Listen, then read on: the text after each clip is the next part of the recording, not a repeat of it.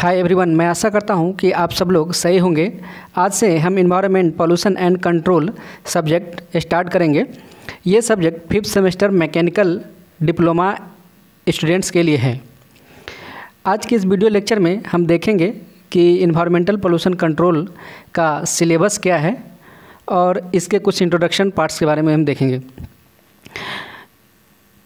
Syllabus देखने से पहले हम थोड़ा चर्चा कर लेते हैं कि ये जो इसका नाम है यहाँ पे दिया हुआ पोल्यूशन एंड कंट्रोल, तो ये पोल्यूशन एंड कंट्रोल नाम क्यों दिया गया है, इस पे कुछ ना कुछ रीज़न होगा इसका। जैसे देखिए, आज के सिनारियो में क्या हो गया है कि पोल्यूशन जो है इतना बढ़ गया है और ये लोगों को ज़िंदगी पे इतना बुरा असर डाल रहा है जिसके वजह से लोगों का सांस लेना मुश्किल हो गया है। दिनों दिन आप देख रहे होंगे अजीबोगरीब तरीके का बीमारी आ रहा है, जैसे कि अभी कोरोना है। उसी की वजह से हम लोगों को ये प्रॉब्लम हो रहा है कि ऑनलाइन क्लासेस लेना पड़ रहा है, बच्चे लोग क्लास में नहीं आ पा रहे हैं, या फिर जो भी दूसरा प्रॉब्लम है जैसे इबोला अफ्रीकन कंट्री में आते रहता है, या स्वाइन फ्लू है, बर्ड फ्लू है, जो भी प्रॉब्लम है ये सब किस लिए आ रहा है? Because of pollution. इसके लिए कौन जिम्मेदार है? Only and only one pollution इसके लिए पूरा जिम्मेदार है। तो हम क्या करें कि ये जो पॉल्यूशन है ये पॉल्यूशन नहीं बढ़े? पॉल्यूशन को रोकने के लिए हम क्या कर सकते हैं? तो देखिए, पॉल्यूशन को रोकने के लिए बहुत सारे तरीके हैं। लोग कंट्रोल तो कर ही सकते हैं एटलीस्ट पॉल्यूशन को। तो कंट्रोल करने का तरीका चलिए हम देखते हैं। जैसे मानिए कि देखिए, जितना पेड़ होता है, ये पेड़ कट जो ट्रीज़ है, आप ट्रीज़ को कट मत कीजिए, ट्रीज़ लगाइए, प्लांट लगाइए आप, जिससे क्या होगा, कार्बन डाइऑक्साइड का जो मात्रा होगा कम होगा।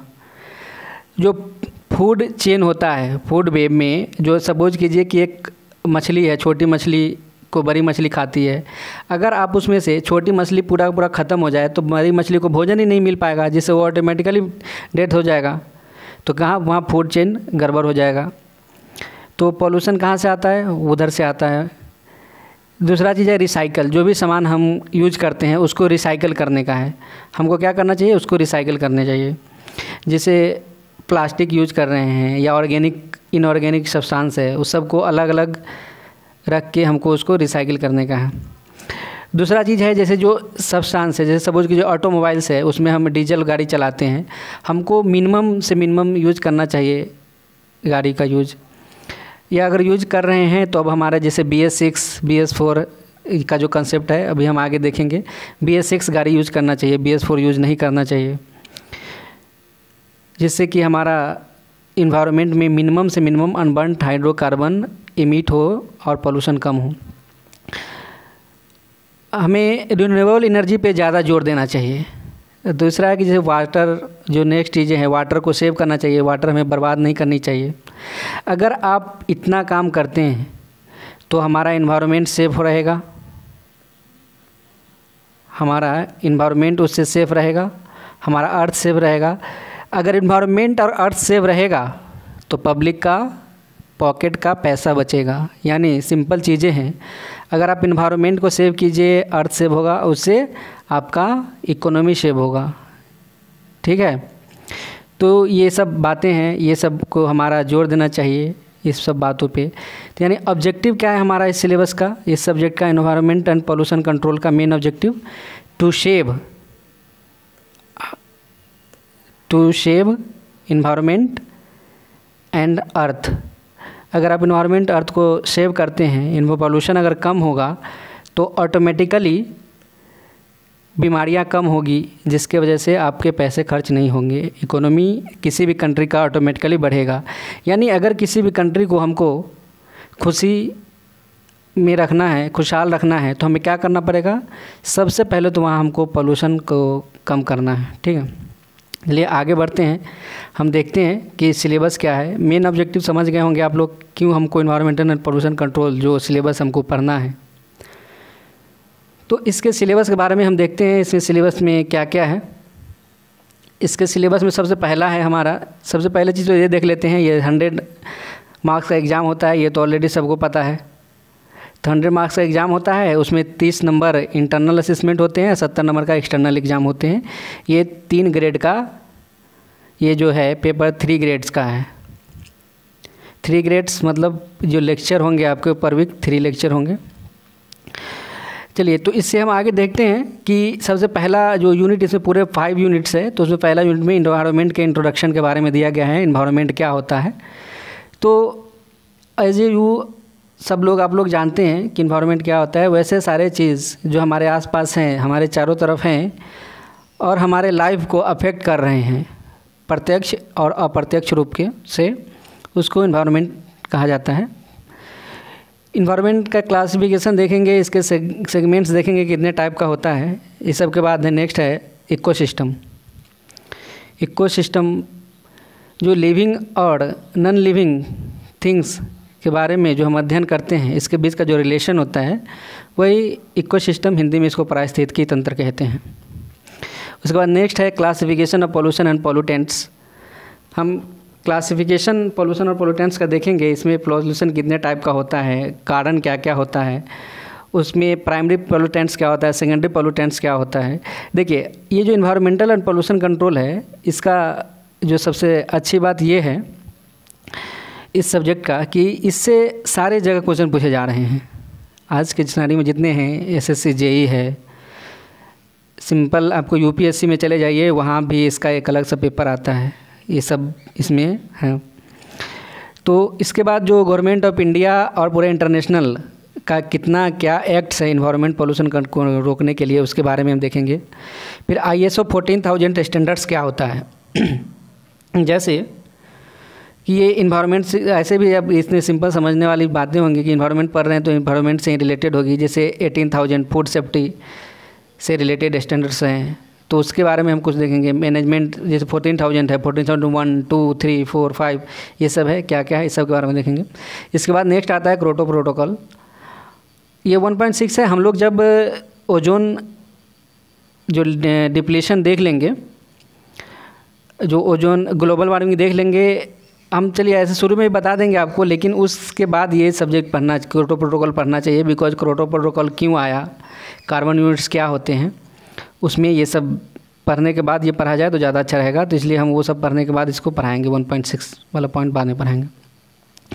तो जैसे यहाँ पे हम क्लासिफिकेशन ऑफ पोल्यूशन देखेंगे, तो पोल्यूशन वेरियस टाइप का होता है, air pollution, water pollution, noise pollution, radiation pollution. तो इन सबों में सबसे पहले यूनिट 2 में दिया हुआ है एयर पोल्यूशन के बारे में, इसके सोर्सेज क्या है, क्लासिफिकेशन क्या है, इफ़ेक्ट्स क्या क्या होते हैं, इसको हम मिनिमाइज कैसे कर सकते हैं, एयर पोल्यूशन का इकोनॉमी पे क्या इफ़ेक्ट पड़ता है, ये इसका ज़बरदस्त इफेक्ट पड़ता है इकोनॉमी पे। जैसे देख लीजिए, अभी आपके सिनेरियो में आप देख रहे होंगे, कोई सा भी पोल्यूशन हो, ये कोरोना वायरस जो है फैल रहा है, इकोनॉमी पे कितना दिक्कत डाला है, ये देख रहे हैं आप सब लोग। सारे कंट्री का इकोनॉमी बहुत लो चला जाएगा। ये अभी कितना देश का इकोनॉमी ख़त्म हो गया है। उसके बाद हम फोटोकेमिकल पॉल्यूशन देखेंगे, फोटोकेमिकल पॉल्यूशन क्या होता है, और फोटोकेमिकल पॉल्यूशन के वजह से जो इंडस्ट्री हैं डिफरेंट टाइप के, fertiliser industry, aluminium industry, manufacturing industry, इस सब पे क्या इफ़ेक्ट पड़ता है, इस सब के बारे में हम देखेंगे। उसके बाद हमारा नेक्स्ट आता है जो है यूनिट 2 का ही जो पार्ट बी है, वो हमारा एसआई इंजन से रिलेटेड है। ऑटोमोबाइल इंडस्ट्री में जो हम यूज करते हैं जो भी इंजन, तो उसमें क्या क्या होता है उससे रिलेटेड है। एसआई इंजन में पोल्यूशन को कैसे हम कंट्रोल करेंगे, एसआई इंजन में एमिशंस के क्या क्या कारण हैं, सीआई इंजन में एमिशन के क्या कारण है, उसको कैसे कंट्रोल करेंगे, उसके बारे में देखेंगे। एयर क्वालिटी इंडेक्स क्या होता है, एयर पोल्यूशन का लेवल अपने पूरे जितने मेट्रो सिटीज़ है लाइक दिल्ली, मुंबई, कोलकाता, चेन्नई, इस सब में क्या एयर पोल्यूशन का रैंकिंग है, अभी भारत में कितना रैंक है इसका, इस सब के बारे में देखेंगे हम। उसके बाद यूनिट 3 आता है जो कि वाटर पोल्यूशन से रिलेटेड है। वाटर पोल्यूशन के सोर्सेज क्या है, वाटर पोल्यूशन क्या होता है, इसको कैसे हम कम कर सकते हैं, वाटर को प्यूरिफाई करने का तरीका क्या होता है, बायोलॉजिकल ऑक्सीजन डिमांड क्या होता है, थ्योरेटिकल ऑक्सीजन डिमांड क्या होता है, डिजॉल्व ऑक्सीजन क्या होता है, इस सब के बारे में हम देखेंगे इसमें।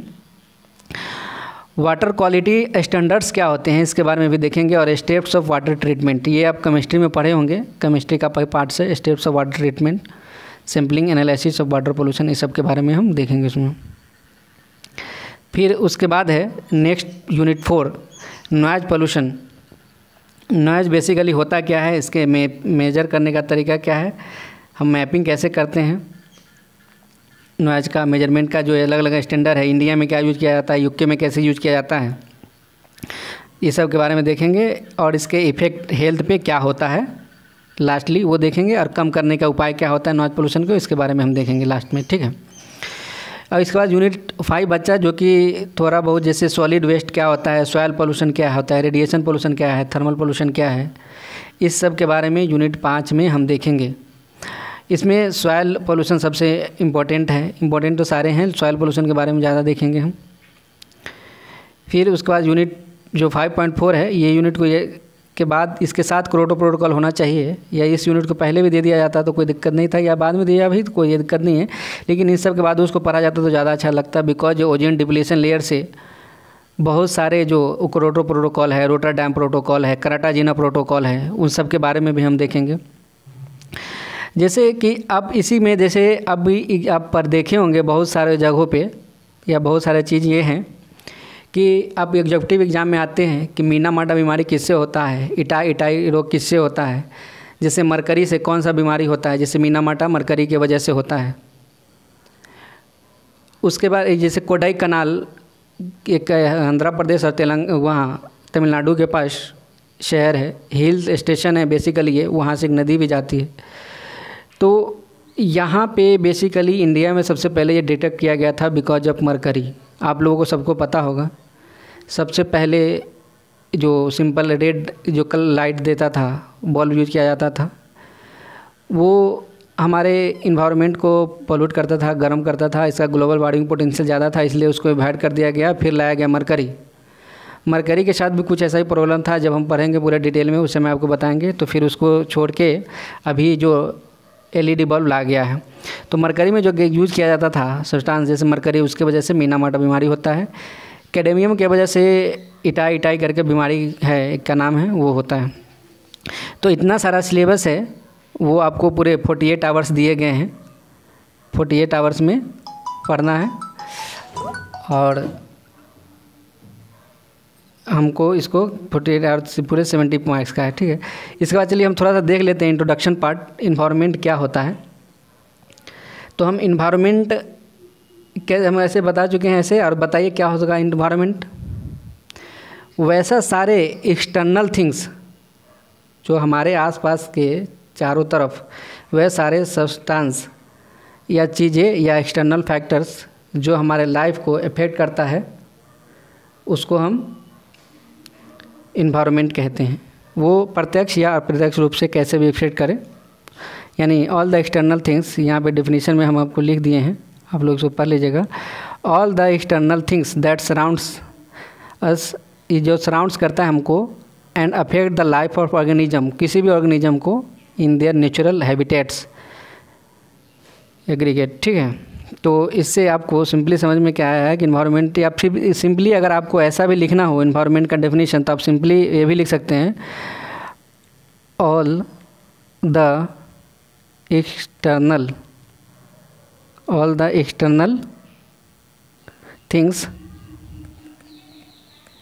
थिंग्स लिखा हुआ है विच अफेक्ट द लाइफ, या जीने का तरीका पे जो हमारा प्रभाव डालता है, उसको इन्वायरमेंट कहते हैं। तो अब हम इससे आगे देखते हैं कि इन्वायरमेंट का क्लासिफिकेशन कैसे किया जाता है। जैसे कि हम देखिए वो सारे एक्सटर्नल थिंग्स हम बताए हैं, ये देखिए, ये जो हमारे लेक्चर में लिखा था कि ऑल सारे एक्सटर्नल थिंग्स, यहाँ पे लिखा है ना एक्सटर्नल। तो इस एक्सटर्नल में क्या क्या आएगा, एक्सटर्नल में क्या क्या आएगा, एक्सटर्नल में तो दोनों आ सकते हैं ना, लिविंग एंड नॉन लिविंग। तो लिविंग क्या क्या होता है, जैसे पेड़ पौधा, मनुष्य, आसपास के जानवर, माइक्रो ऑर्गेनिज्म, ये सब लिविंग हुआ। लेकिन नॉन लिविंग में कैसे हुए, जैसे टेबल, कुर्सी, टेम्परेचर, इन्वायरमेंट, ये सब को हम किस में डालते हैं, नॉन लिविंग में। तो नॉन लिविंग को एबायोटिक कहा जाता है। देखिए एबायोटिक या फिजिकल इन्वायरमेंट में आता है, ये एक्सटर्नल फैक्टर होता है, इसको temperature, humidity, water, mineral and grass, ये सब इसके में आते हैं एबायोटिक में। बायोटिक में क्या आता है, बायोटिक में जो प्लांट्स है, जीवित चीज़ें हैं, यानी लिविंग, ठीक है, वो सब बायोटिक में आते हैं। सिंपली क्लासिफिकेशन ऑफ इन्वायरमेंट अगर आपको पूछा जाए तो 2 टाइप से होता है, एक फिजिकल या लिविंग। जनरली एबायोटिक या बायोटिक सिंपली अब हम आपको PDF प्रोवाइड कर दिए हैं, वहाँ से आप देख लीजिएगा। उसके बाद आता है नेक्स्ट कि इन्वायरमेंट सेगमेंट्स। इन्वायरमेंटल सेगमेंट्स क्या क्या होते हैं? तो इन्वायरमेंट के बहुत सारे सेगमेंट्स होते हैं। इसमें सबसे पहले आता है एटमॉस्फेयर। तो एटमॉस्फेयर क्या होता है? कुछ लोगों को कन्फ्यूजन रहता था कि ये जो हमारा इन्वायरमेंट है उसको एटमॉस्फेयर कहते हैं। नहीं, जो हमारे धरती से ऊपर का पार्ट है, सी लेवल से ऊपर वाला पार्ट, उसको एटमॉस्फेयर कहा जाता है। एटमॉस्फेयर के फिर अलग अलग कंपोनेंट्स होते हैं, जैसे इसको अलग अलग हाइट के हिसाब से डिवाइड किया गया है। Stratosphere, troposphere, mesosphere, exosphere, thermosphere, इस सब के बारे में हम देखेंगे नेक्स्ट, अभी बाद में, थोड़ा देर के बाद। फिर इसमें एटमॉस्फेयर है तो इसमें कौन कौन से गैस होते हैं, नाइट्रोजन गैस, ऑक्सीजन गैस का कितना कंपोजिशन है, बाय वॉल्यूम, बाय वेट, इस सब को देखेंगे। तो बस अभी हम बता रहे हैं आपको कि वेरियस सेगमेंट्स इसके कितने कितने हैं। ये सब सेगमेंट्स है। एटमॉस्फेयर, हाइड्रोस्फीयर किसको कहा जाता है, यानी जलीय भाग को हाइड्रोस्फीयर कहा जाता है। लिथोस्फीयर किसको कहा जाता है, जो स्थलीय भाग है, यानी जो पृथ्वी का लावा, मैग्मा और जो कोड़, इस सब को लिथोस्फीयर में डाल रखा गया है। हाइड्रोस्फीयर में जल आता है। ठीक है, इतना तक तो ठीक है। लेकिन बायोस्फीयर क्या होता है? जैसे देखिए, जो आप सेट पढ़े हैं, सेट में आपको पता है, जैसे सपोज करो ये हमारा एटमॉस्फेयर है, ध्यान दीजिएगा, ये 1 वाला पार्ट हमारा क्या है, एटमॉस्फेयर। दूसरा ये हाइड्रोस्फीयर, ये तीसरा लिथोस्फीयर। तो देखिए ये जो हमारे पास ये जो बना यहाँ पे, ये जो गैप बना ना, ये जैसे कॉमन जो है, कॉमन वाला पार्ट, इसको बोलेंगे बायोस्फीयर। ठीक है, अभी हम जस्ट ओनली आपको एनवायरमेंटल सेगमेंट्स में बताए हैं कि वेरियस टाइप का एनवायरमेंटल सेगमेंट्स क्या होता है, एटमॉस्फेयर, हाइड्रोस्फीयर, लिथोस्फीयर। अब नेक्स्ट वीडियो लेक्चर में हम इसके डिटेल्स के बारे में देखेंगे कि मुझे पूरे इसमें जितने हम लेयर्स के मतलब हाइट के हिसाब से आपको बताए हैं, स्ट्रेटोस्फीयर के बारे में क्या होता है, ओजोन किस लेयर में होता है, स्ट्रेटोस्फीयर या ट्रोपोस्फीयर, इस सब के बारे में आपको बताएंगे हम आपको उसको लेयर का क्लासिफिकेशन करने के बाद, कि इसके हाइट के हिसाब से टेम्परेचर बढ़ता है कि घटता है, पहले बढ़ता है फिर घटता है, कैसे होता है, सब बताएंगे हम। आज के वीडियो लेक्चर में हम इतना ही रखते हैं। अगर आप लोगों को कोई डाउट होगा तो कमेंट सेक्शन में डाउट करिएगा, कमेंट सेक्शन में डाउट होगा तो कमेंट सेक्शन में कमेंट कीजिएगा।